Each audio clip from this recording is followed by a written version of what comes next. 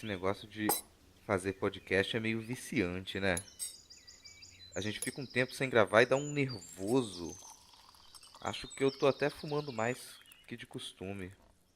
Então, pra ser sincera, tô até sentindo falta dos ouvintes aí na sala. Quem diria que ia chegar o dia de eu reclamar de casa vazia? Chegou no ponto que até o coiso tá quieto. Você reparou nisso? Ah, isso aí é aprendizado que chama. Ele tá super concentrado na função de afugentar os pombos. Eu notei isso. Só não vou dar parabéns porque alguma coisa ele tem que fazer pra pagar a estadia e alimentação, né? Pode acreditar, só da porta do quarto dele ficar aberta, ele já se sente agradecido.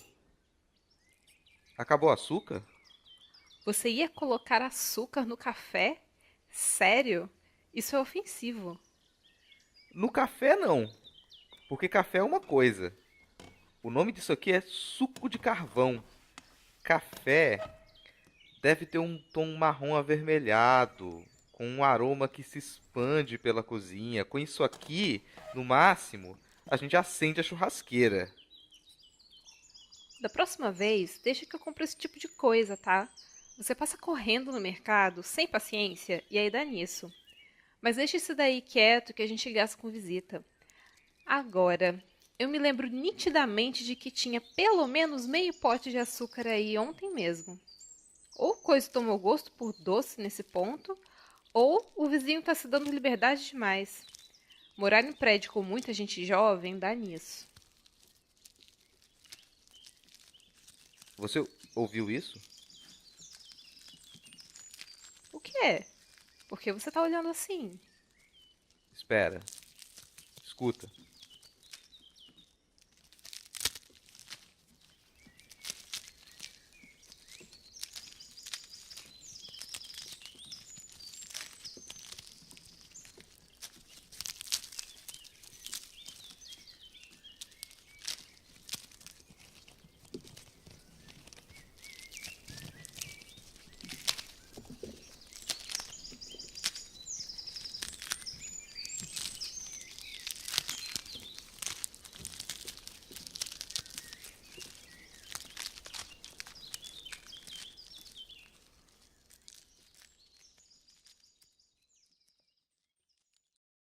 E é feito de tinta acrílica, né? É, orgânica. Tudo muito orgânico, muito natureza. E não pode tocar, tá? Don't touch, it's art.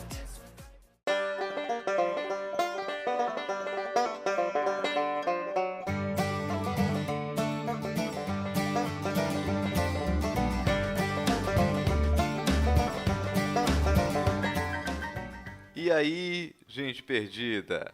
Tá começando mais um Não Pode Tocar. Eu sou o Rodrigo Hipólito e é bem provável que eu seja o host desse podcast. Se é que essa bagaça ainda existe. Depois de mais de 2 meses sem colocar episódio no ar, eu realmente me surpreendo que ainda haja um bom número de acessos diários aos episódios anteriores. Eu fico surpreso, fico feliz, e isso já foi um grande incentivo para encher o saco dessas criaturas fantásticas que compõem o Não Pode Tocar para que elas gravassem algo essa semana. Agora que a gente começou a acreditar que o primeiro semestre de 2018 vai chegar ao fim, a gente volta às gravações e a experimentar outros formatos. Depois de 2 meses, eu nem lembro o que eu disse no último episódio, mas algumas coisas terão continuidade. A gente decidiu continuar com o Não Pode Chorar, com o Manda Áudio e com os episódios oficiais, que normalmente possuem mais edição. Só que, no caso dos episódios oficiais, algumas coisas vão mudar. A participação de todos os integrantes nesses episódios, por exemplo, não é viável. Se eu for esperar que o André pare de estudar cálculo, que a família da Fabiana pare de tentar morrer, que o tio pare de vomitar o fígado, que eu pare de trabalhar de graça para a universidade, que a Alana feche o Twitter, quer dizer, a dissertação, tudo ao mesmo tempo, nunca vai rolar a gravação. O que será mantido dos formatos dos episódios oficiais será, basicamente, o audiodrama inicial. Aliás, por falar no início dos episódios, tem algo que eu nunca avisei então desculpa o vacilo. Caso você escute o programa sem fones de ouvido, você perde quase toda a ambientação dessas historinhas introdutórias. Essas partes, elas são construídas com várias camadas de som. Alguns, inclusive, são binaurais. Isso é, eles te dão a localização espacial da origem do som com relação aos seus ouvidos. Mas, como todas as vezes em que eu anuncio algum planejamento mais detalhado para o programa A Vida Resolve Rir na Minha Cara e Sambar na Minha Rotina, eu prefiro não dar spoiler de como serão os próximos episódios. Um dia de cada vez e sem longas perspectivas, pois, como diz o tio no grupo da família, com o país, do jeito que tá, o que a gente tem para vocês hoje é parte dos resultados de uma atividade que a Fabiana desenvolveu numa turma de História da Arte Contemporânea da UFES, Universidade Federal do Espírito Santo. Ela me convidou para participar junto de outras pessoas de fora da turma e eu gostei bastante do que foi gerado.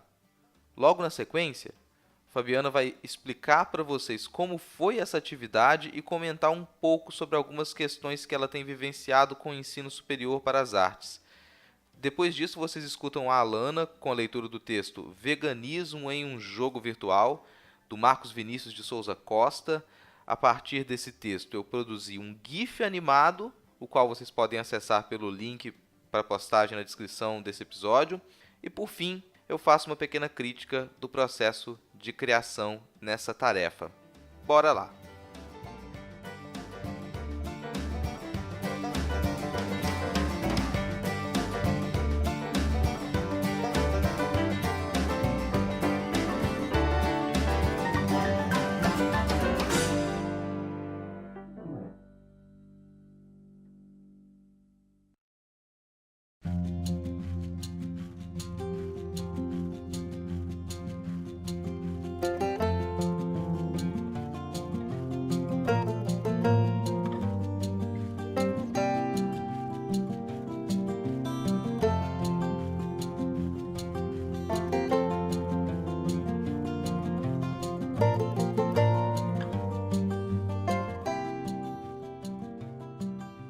Olá, Chapuz. Esse deve ser o quarto ou quinto áudio que eu começo. Primeiro porque tem uma reforma aqui do lado e antes estava pegando o áudio, espero que agora não, senão o Rodrigo ficará muito chateado. E aquela coisa, né, que o Rodrigo disse, é família que não para de tentar de morrer, é tio que não para de vomitar o fígado, é as férias que nunca são férias de verdade, então bora lá. Aqui em casa parece que todo mundo é muito unido, então quando um fica doente, parece que todo mundo quer ficar também. Então, esses últimos 2 meses, com cálculos renais, Alzheimer, teimosias, tentativas de ajuda e não ajuda, foram ocupando, de fato, toda a nossa rotina e o Não Pode Tocar, infelizmente, ficou ali um pouquinho parado, mais nas gravações do que nas ideias. Bom, Rodrigo tinha falado, Fabiana, grava um áudio rapidinho, nem vai dar trabalho, imagine. É para falar sobre metodologia. Gente, metodologia nas férias, vamos lá.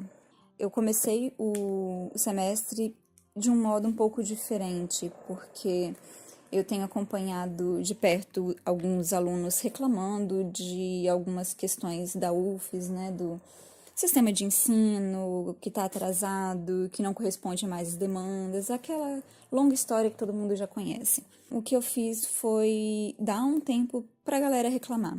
Dei ali uma folhinha, um pedaço de papel e falei, então, reclama aí, fala o que está faltando, qual que é a maior dificuldade que vocês têm no curso, até porque eles estão em contemporânea, isso quer dizer que dentro da grade, né, eles já estão pelo menos há 3 anos ali no curso, né, pelo menos 6 períodos, então já deu para acumular muitas dificuldades, algumas falhas, né, do ensino, etc. E dessas reclamações, que foram muitas, eu juntei todas elas numa tentativa de fazer um outro modo de dar a aula, um modo que correspondesse mais às expectativas daquela turma. De um modo ideal, isso seria bem interessante, mas o fato é que, não só em questão de tempo para o desenvolvimento da disciplina, para dar conta da grade, provavelmente se hoje eu fosse dar a mesma disciplina, seria completamente diferente. Porque a gente tem uma demanda que ela não faz parte necessariamente da disciplina de História da Arte Contemporânea, mas ela faz parte da vida acadêmica, de conseguir compreender como se forma ali uma resenha crítica, qual a diferença para uma resenha descritiva. Eu preciso, de fato, escrever, eu não sei ainda interpretar texto, eu estou aqui há 3 anos e tenho dificuldades com interpretação de texto, eu odeio filosofia da arte, coisas assim. Então, fica muito longe do escopo até mesmo da disciplina. Mas, pensando ali no modo de fazer uso da parte de avaliação, desse tempo que seria da avaliação, como um escape para essas reclamações.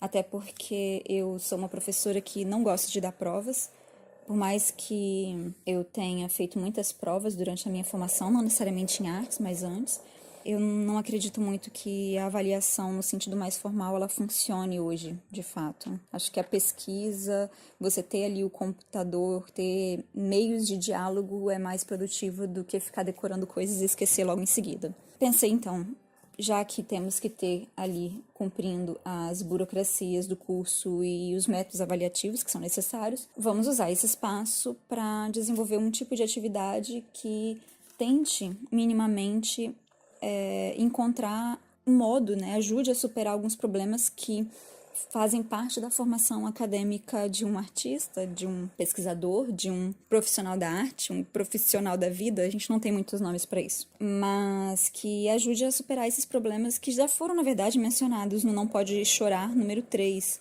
em que o Rodrigo fala sobre o conservadorismo na arte. Então, essa atividade ela veio muito nesse sentido, de tentar sanar ali algumas dificuldades do próprio curso. Bom, vou explicar mais ou menos como que foi a atividade e depois que problemas são esses, de quais objetivos que ela tinha de fato.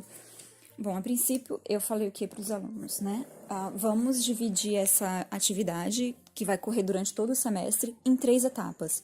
A primeira etapa, eles fizeram um texto livre. Seria ali um texto de 2 páginas no máximo, mas em geral 1 página, que seria livre, Você pode, poderia escrever sobre tô sentado na calçada pensando em tal coisa, eu gosto de cachorros, Titi?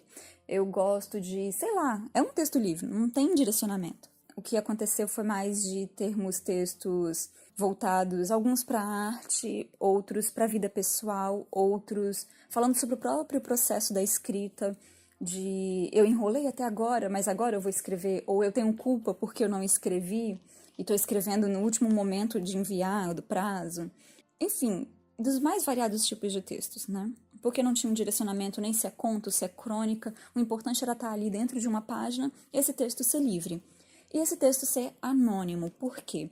Esse texto, que era livre e anônimo, seria trocado com outra pessoa da sala.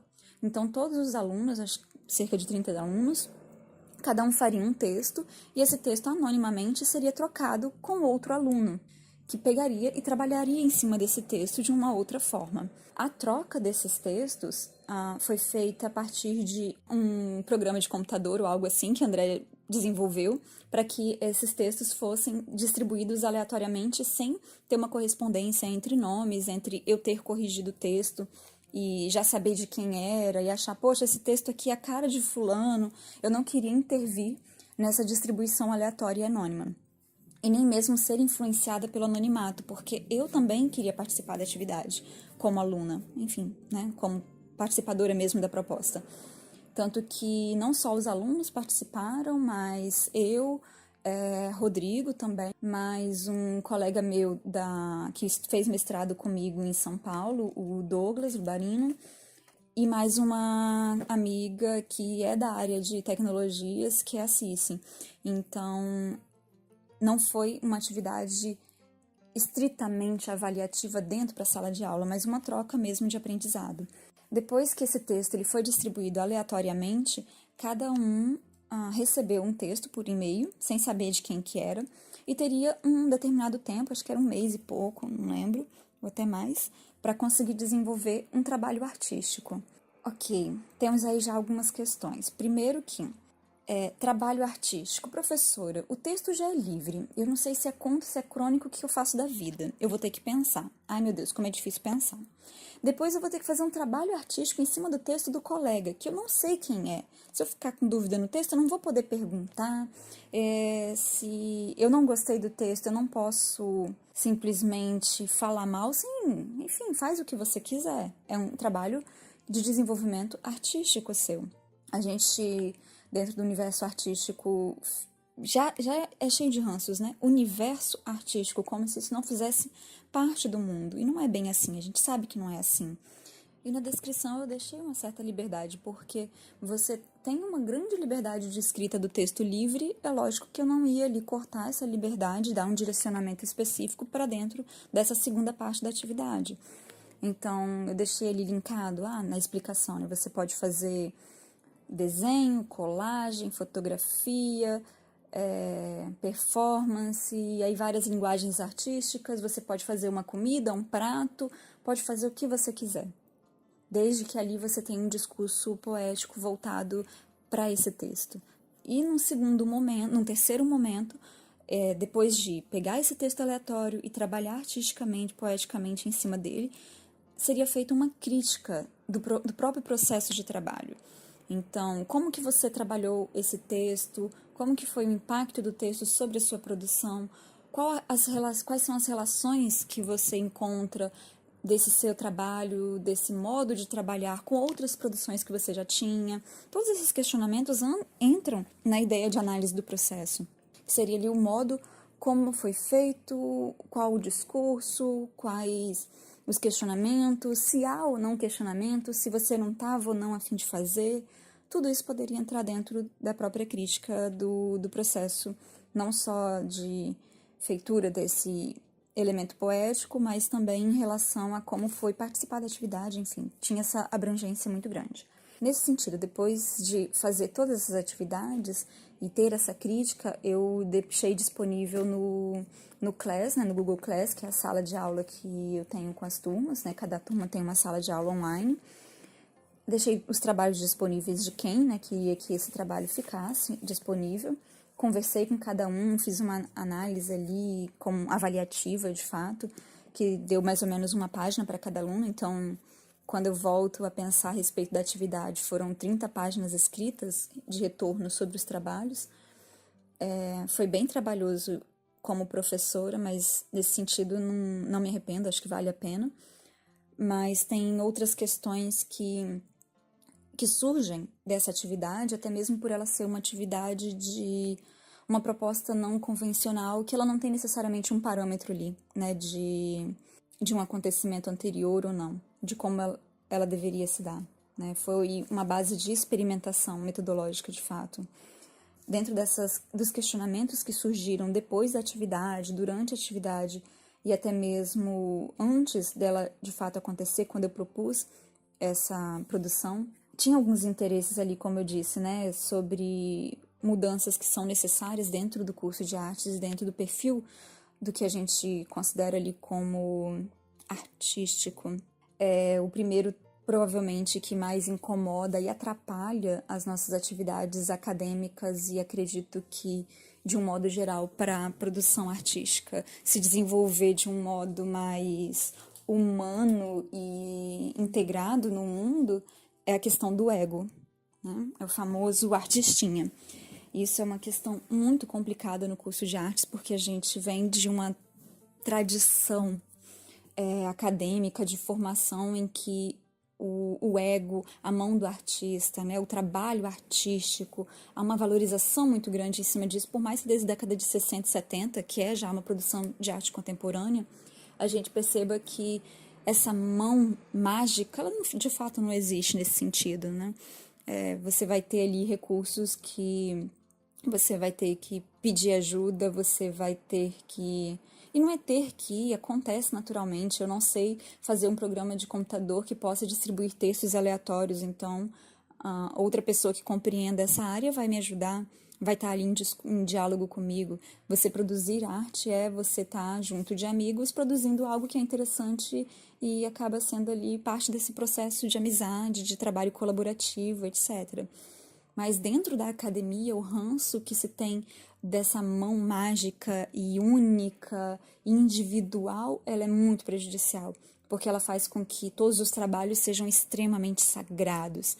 E no final das contas são atividades que a gente está fazendo. A gente está ali trabalhando, exercitando um discurso poético e que no final das contas, que foi o que aconteceu comigo na graduação, você vai colocar isso tudo numa pastinha, fotografar talvez e a maior parte você vai jogar fora de desenhos, desses trabalhos e estudos, porque são estudos, né? Ou você vai aproveitar esse material para fazer uma outra coisa.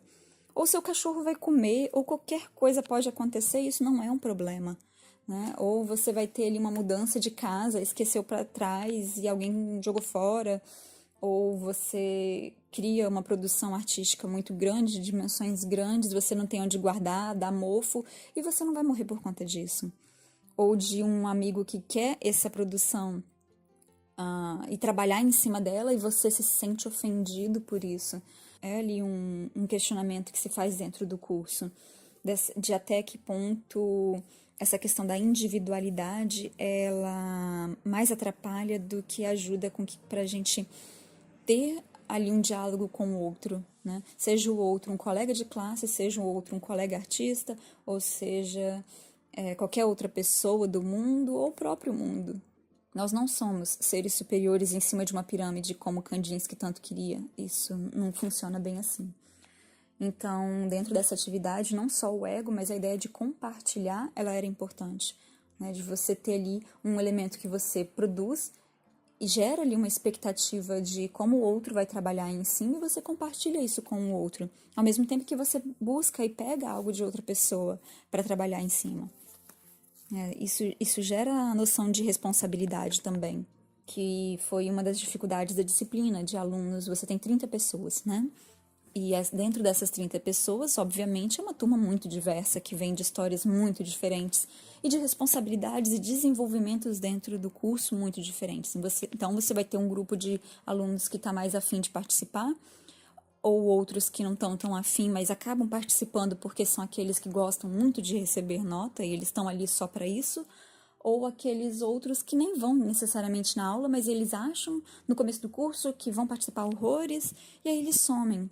Só que não compreendem que dentro dessa atividade, você negar fazer um trabalho, você está negando corresponder a qualquer outra expectativa de outra pessoa. E aí fica a responsabilidade em cima de todo mundo, não só de completar a atividade, mas de compreender que o mundo gera frustrações, né? Não é só dentro da sala de aula que isso acontece. Isso é um aprendizado até mesmo pro professor, né? Outra questão era tentar aumentar ali essa ideia de percepção. Eita, pato! Também a ideia de aumentar a percepção de mundo, porque a gente não tem nesse mundo de vivências que pode se tornar uma vivência, né, poética, que acaba sendo, no final das contas, você não tem alguém que te direciona a fazer isso ou aquilo como numa disciplina. Isso é uma questão muito ilusória dentro do curso de artes, que você está ali dentro de uma disciplina, por exemplo, de desenho. E aí você tem uma atividade voltada para o desenho. Então você cumpre aquela atividade e passa para outra disciplina. Você vai para cerâmica. E aí você faz só cerâmica. Ou depois você vai para performance. E aí você trabalha com a linguagem de performance. Mas a união, o diálogo entre as linguagens acaba não acontecendo. E quando acontece, ele demora muito tempo para acontecer, esse diálogo, né? Do aluno perceber que, poxa, peraí, se eu estou trabalhando em desenho já tem tanto tempo, esse discurso, será que eu consigo trabalhar esse discurso em outra linguagem? Ou num diálogo entre as linguagens de fato? Ou mesmo de compreender que quando você sai do curso e você entra para uma produção ali artística, né? Se esse é o desejo de continuar produzindo para determinados campos artísticos, né, de consumo, a demanda, o que você vai produzir de fato, não vai atender uma demanda como acontece na disciplina.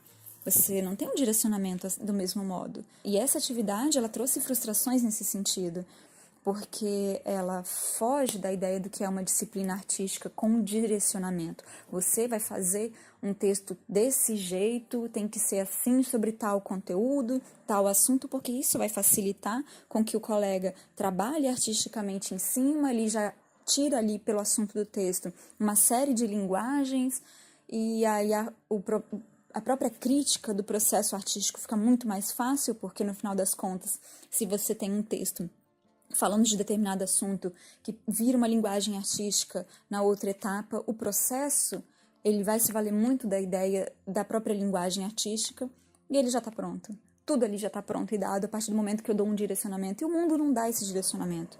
Você vai estar andando na rua, vai tropeçar em alguma pedra, né, coisas assim, e você vai absorver isso poeticamente, porque o curso de artes ele acaba sendo uma entrada para um outro modo de se vivenciar a própria vida. Ele não é uma formação técnica, prática necessariamente. Isso é o curso de Belas Artes, mas ele em si não é uma formação que acaba abarcando toda a formação de fato dentro de um curso de artes visuais e plásticas, né? Esse era um tipo de discurso que estava ali por meio da atividade, de você vai ter sim que decidir, você sim vai ter que se reconhecer, saber do que você gosta, como você gosta de trabalhar, você vai ter que sair do modo automático, você vai ter que pensar, começar a raciocinar sobre as suas escolhas, fazer escolhas e, inevitavelmente, vai ter que lidar com frustração, com fracasso, com desgosto, com choque de realidade.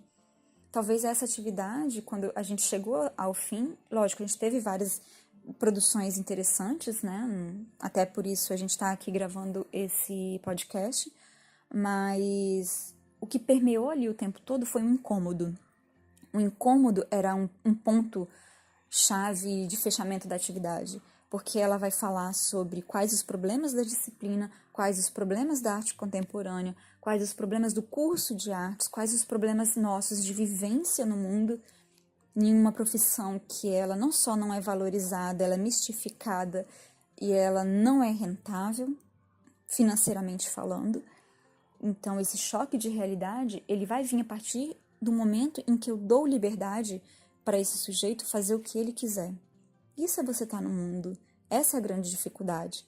E aí, claro, se você passa a barreira dessa dificuldade de compreender que uma avaliação dentro do curso, dentro de uma disciplina, ela não fala só sobre a disciplina, aí sim a coisa começa a ser construída. E essa talvez seja a maior dificuldade. E talvez seja uma atividade que ela não consiga ser desenvolvida em poucos meses. Porque você está ali há 3 anos na universidade e até agora não começou de fato a pensar por si, e a gente continua não pensando porque o modo automático é muito mais fácil, então sim, vai ser uma atividade muito desgastante. E até por isso sou uma das responsáveis por demorar tanto a gravar esse podcast. Porque eu estou fugindo já tem um tempo de falar dessa metodologia, que eu nem sei exatamente se a gente pode falar como metodologia, mas que é uma atividade que lida com muitos problemas ao mesmo tempo. Então, ela é por si uma atividade problemática. Mas o resultado, no final das contas, de todo esse processo, e mesmo por ter participado também dentro da produção, é algo positivo e gostoso de se falar e de se pensar. Bom, essa foi uma tentativa de explicação ali sobre todo esse processo ainda sendo digerido por mim. E agora a gente vai ouvir o Rodrigo em relação ao trabalho que ele desenvolveu, né? Ele recebeu um texto de um aluno de modo aleatório, um texto muito, muito interessante, que ele, enfim, vai colocar aqui disponível, e depois a crítica, né, do processo de produção dele. Esse elemento artístico, enfim, que ele trabalhou nesse segundo momento da atividade, em cima desse texto anônimo, que agora já não é mais anônimo, já que a gente pediu a liberação do aluno, e nós tivemos uma conversa em sala de aula, né, acho que vale também destacar isso que eu tinha esquecido. No último dia de aula, a gente se reuniu e conversou sobre os processos, né, de como que foi a atividade, reclamem aqui, falem o que gostou ali, e de compartilhar mesmo as produções. Então, algumas das nossas produções a gente colocou ali em sala de aula, né, para debate de quem estava lá, e um dos questionamentos foi justamente esse, de uma formalização de trocas, né, que é algo que acredito tenha ficado muito pendente no sentido do pouco tempo que a gente tem dentro da disciplina, né. Mas, enfim, o texto que Rodrigo trabalhou, ele gerou ali, Rodrigo fez um GIF. É isso, gente. Deixa eu correr, que agora eu tenho uma visita para doentes e vamos lá. Tchau, tchau, Chapuz.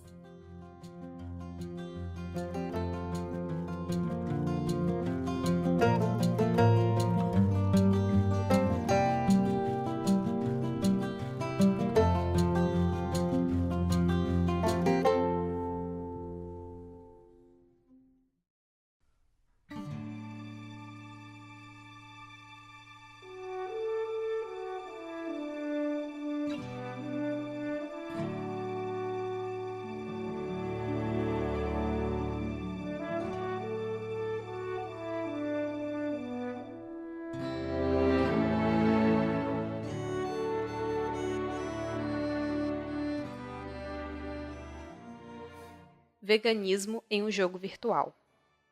Um dia estava eu em um jogo virtual que costumo jogar e resolvi fazer um desafio para tornar a experiência de jogo mais difícil e mais interessante. Tratava-se do famoso jogo Minecraft, que se baseia em sobrevivência em um mundo aberto e infinito e simula biomas e ambientes com mistura de elementos de fantasia. Como o jogo é baseado principalmente na sobrevivência e a fome é um elemento crucial, me propus a não me alimentar de animais, o que era tentador, já que no começo do jogo e com poucos recursos materiais, um campo repleto de vacas, porcos, galinhas e ovelhas era um meio fácil de adquirir alimento e fartura. Decidi então expandir o desafio não só à alimentação, mas também limitar o uso de itens e que se utilizasse em qualquer parte de sua produção materiais adquiridos de origem animal. Adotei então uma posição de, abre aspas, veganismo integral, fecha aspas, no jogo. Apesar das dificuldades que o cultivo de plantas trazia, consegui me sair bem, me alimentando apenas de pão do trigo que eu mesmo plantava ao lado de casa. O desafio surgiu mesmo quando monstros começaram a aparecer e me atacar durante as noites.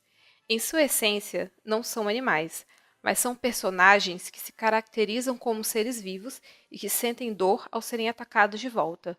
Porém, sua própria existência trazia risco para a minha, já que eles são programados para atacar o jogador assim que são vistos. Em alguns momentos era possível fugir, mas em outros a única saída era matar. Ao contrário da vida real, quando algum ser vivo morria no jogo, eu não tinha opção de deixar sua carcaça ali. Os itens derivados de seu corpo vinham automaticamente para o meu inventário. Alguns itens particularmente bem úteis, como ossos que poderiam virar uma espécie de adubo para acelerar o crescimento do trigo, que era minha principal fonte de alimentação. Aí começava meu primeiro conflito moral. Se eu matei um ser, exclusivamente para minha defesa, e isso me gerou bens materiais que podem ser utilizados para poder sobreviver sem que fosse necessário matar mais seres vivos, seria errado utilizá-los? Não seria mais errado desperdiçar tais materiais fazendo com que sua morte fosse em vão?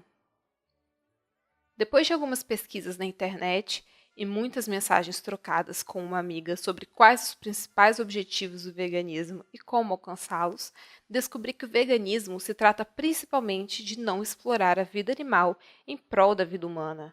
Logo, como esses polígonos virtuais não eram animais, nem meu corpo virtual era humano, decidi matar cada ser que se movia ao meu alcance e fazer um enorme banquete. Observação: nenhum animal foi ferido durante a produção deste texto.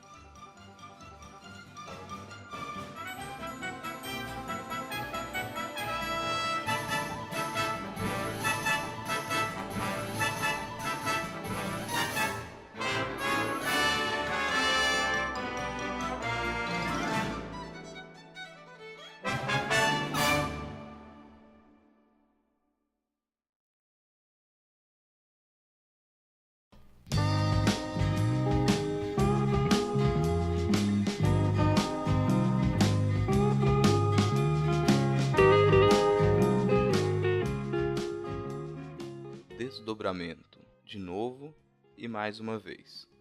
Depois de alguns anos numa órbita elíptica em torno da designação artista, me vejo num desconforto consciente ao me auto-induzir um processo poético. Essa frase besta e pedante resume o que eu vou dizer nos próximos minutos E isso já é uma indicação de como eu entendo e pratico o trabalho com arte. Assinalar artista como atividade formal foi, em vários momentos, a parte em que tive mais incerteza na apresentação de trabalhos. Eu penso no que realmente fiz para realizar aquilo que é assinalado como arte. As funções sempre foram tão variadas e jamais realizei um trabalho sozinho. Outras pessoas e outras funções, as quais não domino nem de perto, sempre fazem parte do caminho. Outra insegurança é a suposta ideia de original. Nos anos de graduação, esse era um debate presente. Os discursos que afirmavam a impossibilidade de ser original se batiam com aqueles que defendiam certo ineditismo e autoria. Hoje, os dois lados me parecem bem infantis. Aos poucos, eu percebi que qualquer ideia surgiria em diálogo com outra. Sem diálogo, não haveria movimento de ideias, menos ainda desenvolvimento de qualquer proposta, fosse poética ou não. Nenhuma ideia surgia completa e era necessário que outras cabeças encaixassem peças como num jogo de dominó com o objetivo de jamais acabar com as peças. Em algum momento, essas ideias construídas em diálogos exigiam conhecimento técnico para poderem vir à tona e serem observadas. Nesse momento, personagens até então desconsiderados no diálogo poderiam aparecer para materializar ideias impronunciáveis. Dá para notar logo que, ao ganhar corpo, a ideia já havia mudado. No meio disso, nunca senti que atingira propriamente o papel de artista, mas que por vezes minha órbita passava raspando e outras vezes se distanciava até quase perder contato. A imagem é mesmo essa. O artista como black hole no centro de um sistema de agentes que se movimentam sem jamais querer estar totalmente no centro. Ser sugado pela identidade de artista significaria ser morto por esse sistema. Hoje, ao receber um texto sobre veganismo e Minecraft, provavelmente minha reação seria de editor. Eu poderia revisar o texto, acrescentar uma frase esclarecedora, cortar alguns períodos repetitivos e tentar deixar à mostra o que me parecesse mais instigante da história. Digo da história, pois essa foi a primeira característica que me absorveu. Já no primeiro parágrafo, me vi como leitor de ficção que acompanha uma aventura e aguarda a surpresa. Não pude deixar de tratar aquele texto como um conto divertido e instigante. Esse último adjetivo merece destaque, pois é o responsável pelo que vem depois, pelo movimento, pela vontade que move meu processo. Eu gostaria de responder com correções e o incentivo para que aquele conto seguisse sua estrada de ficção, e nesse momento encontro com a diferença. Eu não deveria aceitar o papel de editor, ou melhor, orbitar o papel de editor. A exigência para a leitura do texto é que eu pensasse e produzisse um trabalho de arte a partir daquele texto. Eu deveria me auto-induzir a participar de um processo que já havia iniciado. Esse foi o desconforto, pois foi preciso abandonar uma órbita e migrar para outra. Felizmente, como eu disse antes, já havia um método a seguir. Através do que eu entendo por desdobramento, e eu não vou complicar essa fala com mergulhos teóricos sobre isso, pude me deixar atirar para conteúdos que não estão indicados no texto. Quando eu digo me deixar atirar, eu considero que não há espaço para muita insegurança. O que esse texto me fez pensar? Quais memórias ele ativou? Que imagens ele trouxe à minha mente? Quais sons? Qual ímpeto de movimento? Quais livros? Quais outros trabalhos de arte? Quais momentos históricos? Quais fatos? Quais pessoas? Para me deixar atirar, é importante conter o desejo de procurar as partes ou frases do texto que mais gostei, que mais me impactaram. Nada disso interessa. O que me impactou no texto, seja lá em quais pontos estiver, me trouxe algo, me fez pensar e sentir. O que eu pensei? O que eu senti? Meu primeiro sentimento foi de diversão, mas não qualquer diversão. Eu senti vontade de acompanhar aquela aventura. A aventura de uma personagem sem rosto que descobre e tenta construir as regras de um mundo selvagem, artificial e meio cômico. O sentimento seguinte foi de identificação com a dúvida. Quais os limites do controle sobre as regras do jogo? Quando é que as regras estabelecidas para romper com as regras do jogo se tornam impraticáveis ou até mesmo mais controladoras? Quem é esse sujeito que se aventura pelo artificial com uma profunda vontade de controlar o mundo que lhe é dado e, simultaneamente, recusa esse controle numa guerra contra a artificialidade e a violência da dominação do ser humano sobre o restante da natureza? Esse sujeito romântico parece nunca ter desaparecido de nós. Esse desejo de controle e independência, seguido de dúvidas insolúveis e vontade de desistir para não aceitar o contraditório como fim, parece tão atual. A personagem, diante da natureza assustadora, o humano e o pós-humano, diante do mundo construído, destruído, artificial para quem o viu nascer, natural para quem veio depois. Qual é a anti-regra quando nada parece natural?